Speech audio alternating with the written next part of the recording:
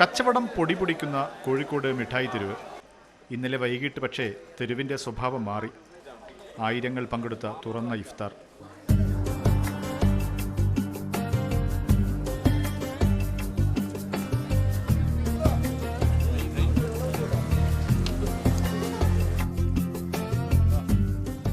സ്നേഹത്തിൻ്റെ ഒരു വിളംബരം, അത് ഭക്ഷണത്തിലൂടെയും അത് ആ നോമ്പ് തൊലയിലും എല്ലാവർക്കും എത്തിപ്പെടുക എന്നുള്ളത് നമ്മുടെ ഒരു മിഠായി തെരുവിൻ്റെ ഒരു പാരമ്പര്യം കൂടെ വിളിച്ചു പോകുന്ന ഒരു സംഗതിയാണ്.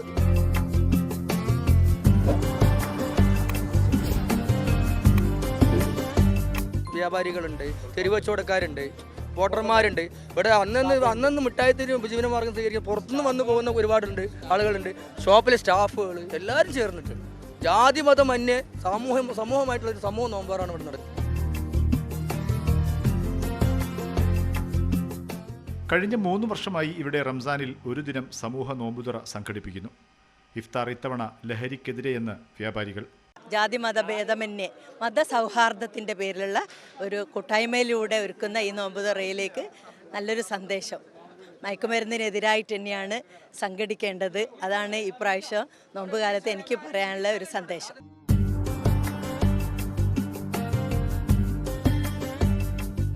മാതൃഭൂമി ന്യൂസ്, കോഴിക്കോട്.